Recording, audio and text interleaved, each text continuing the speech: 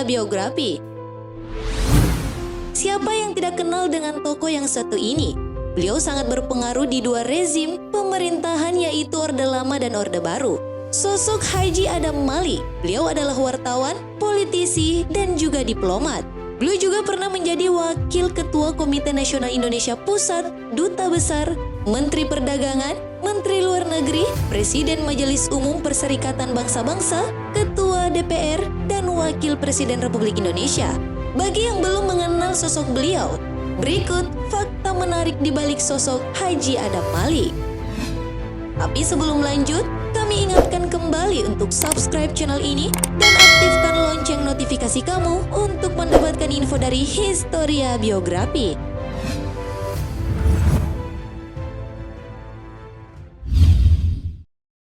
Masa kecil dan pendidikan. Adam Malik Batubara lahir di Pematang Sari, Sumatera Utara pada 22 Juli 1917 dari pasangan Haji Abdul Malik Batubara dan Salama Lubis. Sejak kecil Adam gemar menonton film koboi, membaca, dan fotografi. Adam Malik memulai pendidikan formalnya di Hollande Indische School HIS Pematang Sari. Tamat dari HIS, Adam Malik melanjutkan pendidikannya di Sekolah Agama Madrasah Sumatera Tawalin di Bukit Tinggi. Adam Malik hanya menempuh pendidikannya di sekolah agama selama 1,5 tahun saja. Lalu kemudian pulang kampung dan membantu orang tuanya berdagang. Sang ayah menyuruh Adam untuk memimpin toko murah di seberang bioskop Delhi. Di sela-sela kesibukan barunya itu, Adam banyak membaca berbagai buku yang memperkaya pengetahuan wawasannya. Ketika usianya masih belasan tahun, Adam pernah ditahan polisi Dinas Intel Politik di Sipiro pada tahun 1934 dan dihukum 2 bulan penjara karena melanggar larangan berkumpul.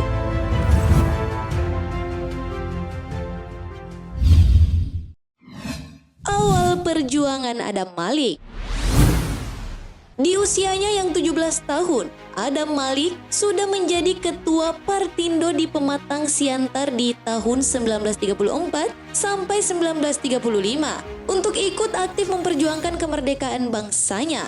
Keinginannya untuk ikut maju dan berbakti kepada bangsa mendorong Adam Malik merantau ke Jakarta. Pada usia 20 tahun, Adam Malik bersama dengan Sumanang, Sipahutar, Armin Pane, Abdul Hakim, dan Pandu Kartawiguna melopori berdirinya kantor berita antara tahun 1937 yang berkantor di Jalan Pinang Sia 38 Jakarta Kota.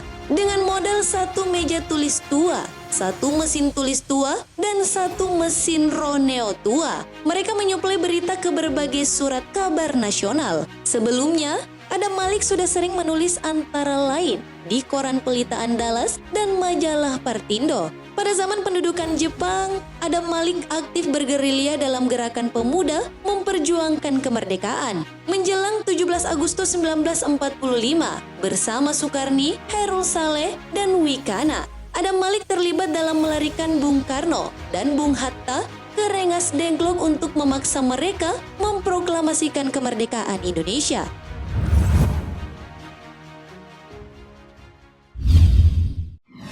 Awal karir pemerintahan Adam di Orde Lama.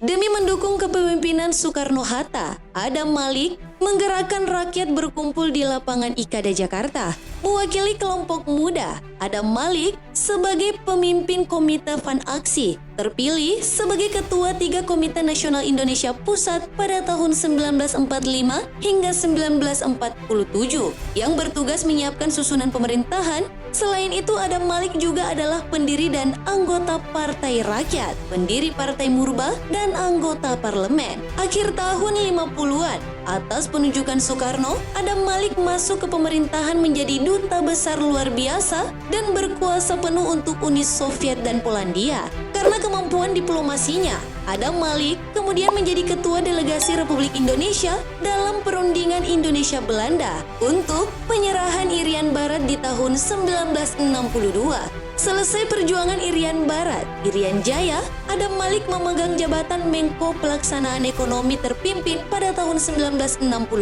Pada masa semakin menguatnya pengaruh Partai Komunis Indonesia, Adam bersama Roslan Abdul Ghani dan Jenderal Nasution dianggap sebagai musuh PKI dan dicap sebagai trio sayap kanan dan kontrarevolusi.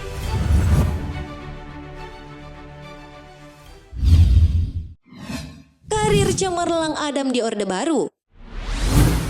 Ketika terjadi pergantian rezim pemerintahan Orde Lama, posisi Adam Malik yang berseberangan dengan kelompok kiri justru malah menguntungkannya. Tahun 1966, Adam disebut-sebut dalam trio baru Soeharto Sultan Malik. Pada tahun yang sama, lewat televisi ia menyatakan keluar dari Partai Murba karena pendirian Partai Murba yang menentang masuknya modal asing. 4 tahun kemudian, ia bergabung dengan Golkar. Sejak 1966 sampai 1977, ia menjabat sebagai Wakil Perdana Menteri II atau Menlu ad interim dan Menlu Republik Indonesia. Sebagai Menlu dalam pemerintahan Orde Baru, Adam Malik berperan penting dalam berbagai perundingan dengan negara-negara lain, termasuk trade scheduling utang Indonesia peninggalan Orde Lama. Bersama Menlu negara-negara ASEAN, Adam Malik memelopori terbentuknya ASEAN pada tahun 1967.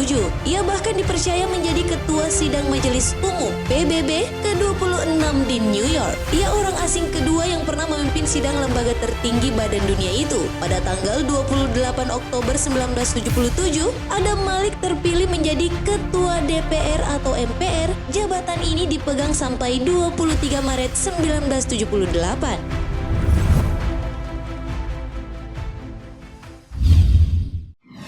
Sang wartawan yang menjadi orang kedua di Republik Indonesia. Dalam sidang umum MPR 23 Maret 1978, terpilih menjadi Wakil Presiden Republik Indonesia yang ketiga, menggantikan Sri Sultan Hamengkubuwono IX yang secara tiba-tiba menyatakan tidak bersedia dicalonkan lagi. Adam Malik mendampingi Soeharto sebagai Wakil Presiden. Dua orang ini memang beda latar belakang. Adam orang Sumatera, Soeharto Jawa. Adam adalah bagian dari pergerakan nasional dan pernah jadi wartawan. Sedangkan Soeharto adalah militer. Di kalangan pergerakan nasional, Adam Malik bukan dari golongan yang kooperatif dengan pemerintah kolonial. Sementara Soeharto pernah bekerja dengan pemerintah kolonial sebagai bintara tentara kerajaan di Hindia Belanda. Latar belakang Adam sebagai wartawan membuat Soeharto merasa sulit bekerja sama.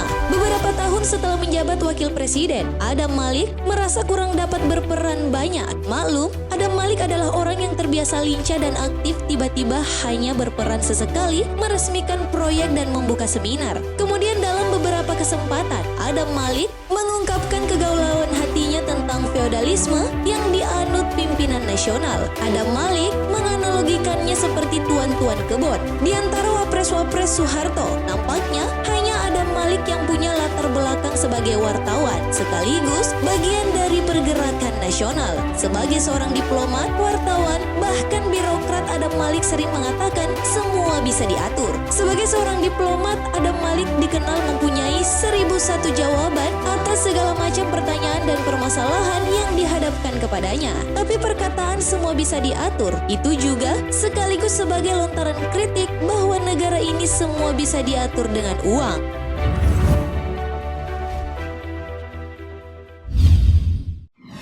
Akhir hayat sang diplomat.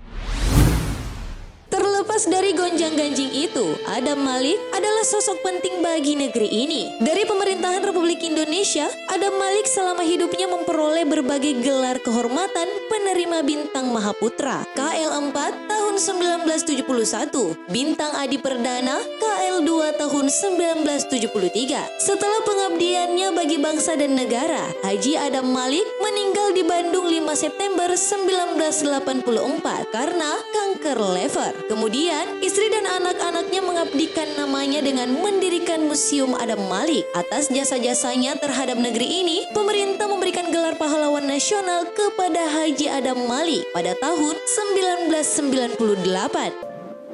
Terima kasih telah menonton video ini. Jangan lupa like and share serta sampaikan kritik dan saranmu di kolom komentar. Sampai bertemu kembali di video Historia Biografi selanjutnya.